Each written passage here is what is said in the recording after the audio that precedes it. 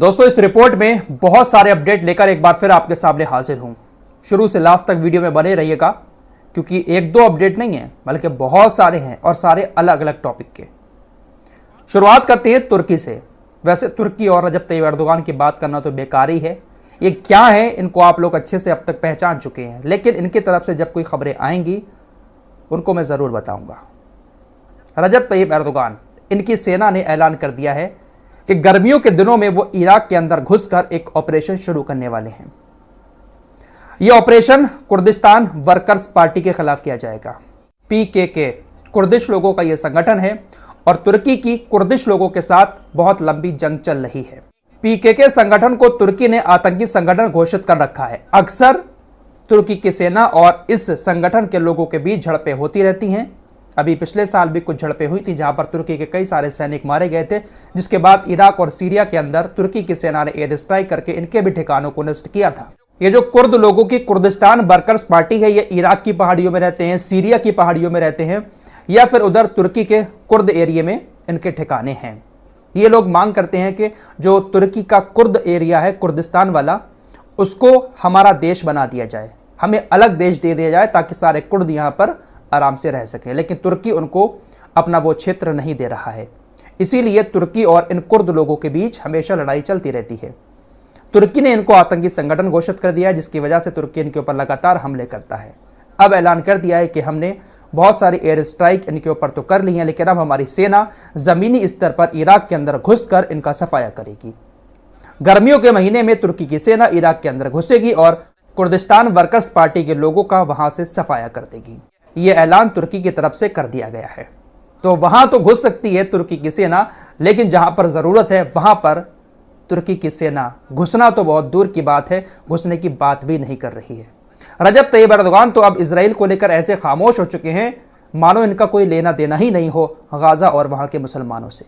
एक और बड़ी खबर आ रही है दोस्तों, जब अल्लाह किसी के राज खोलने पर आता है ना, किसी को एक्सपोज करने पर आता है ना, तो बहुत सारी चीजें फिर सामने आती हैं। इजराइल से लिंक एक जहाज तुर्की के बंदरगाह पर टकरा गया। टकराने के बाद उसमें बहुत बड़ा नुकसान भी हो गया। अब इजराइल का जहाज तुर्की के बंदरगाह पर क्या कर रहा था? खाली टहलने तो गया नहीं होगा। अब जहाज जब तुर्की के बंदरगाह पर पहुंचा है तो कुछ ना कुछ सामान लेकर ही वापस आएगा, या कुछ ना कुछ इजराइल का सामान लेकर तुर्की के अंदर गया होगा। इस घटना से साफ तौर पर जाहिर होता है कि अभी भी तुर्की और इजराइल के बीच कारोबार वैसे ही फल और फूल रहा है।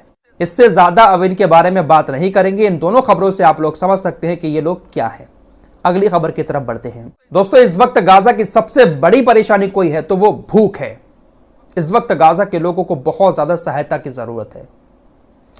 ऐसे में एक सहायता समूह, सहायता ग्रुप सामने आया है जिसका नाम है वर्ल्ड सेंट्रल किचन।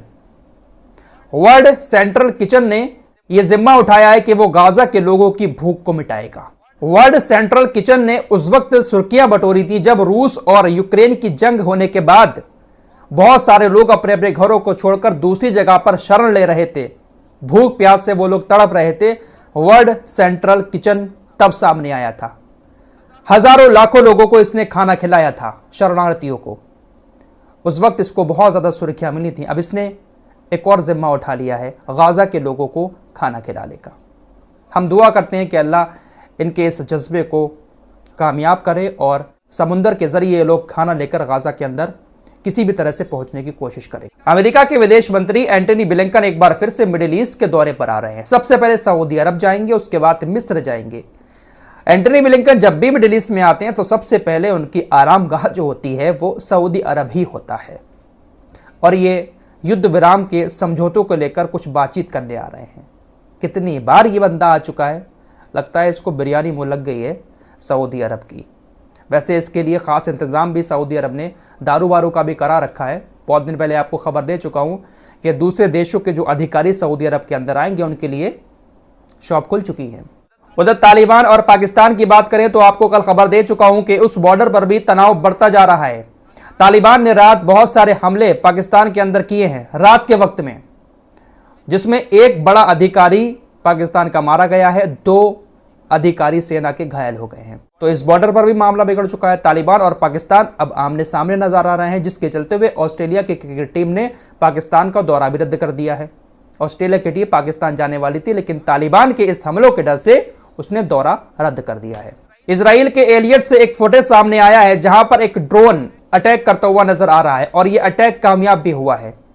ये जो ड्रोन आया था वो लाल सागर की तरफ से आया था और एलियट के अंदर जाकर उसने हमला किया है।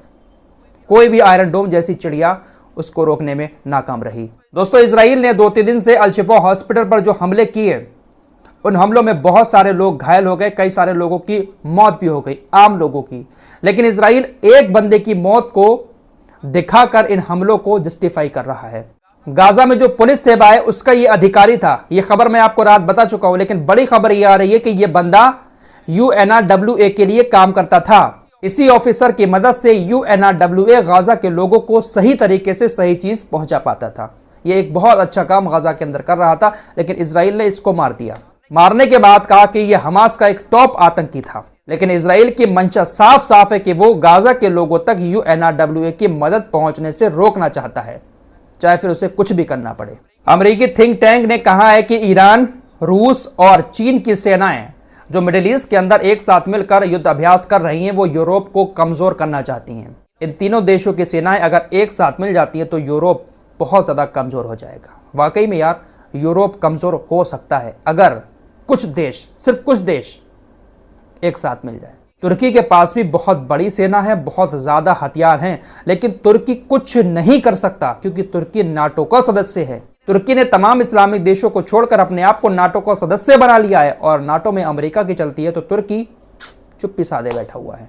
तुर्की के राष्ट्रपति रजब तैयब एर्दोगान ने कहा है कि वो रूस से अच्छे संबंध बना रहा है और तुर्की यूक्रेन और रूस के बीच बिचौलिया बनने को तैयार है।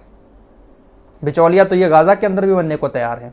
कई बार एर्दोगान कह चुके हैं कि हम इजराइल और हमास के बीच बिचौलिया बनने को तैयार हैं। यूक्रेन की भी इनको बहुत ज्यादा फिक्र पड़ी हुई है। इन्होंने कहा कि रूस से हमारे संबंध काफी मजबूत हो रहे हैं और हम बीच में सुविधाकर्ता बनने को तैयार हैं।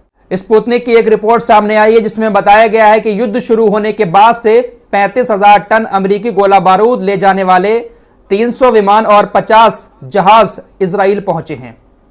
यानी 300 विमानों के जरिए, 50 जहाजों के जरिए 35,000 टन गोला बारूद अमेरिका इजराइल को भेज चुका है।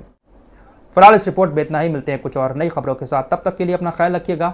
अल्लाह हाफिज। दोस्तों, हमारी वीडियो देखने के लिए बहुत बहुत शुक्रिया। चैनल पर पहली बार आए तो फॉलो सब्सक्राइब कीजिए और साथ ही साथ शेयर भी कीजिए। मिलते हैं अगली वीडियो में, तब तक के लिए अपना ख्याल रखिए। धन्यवाद।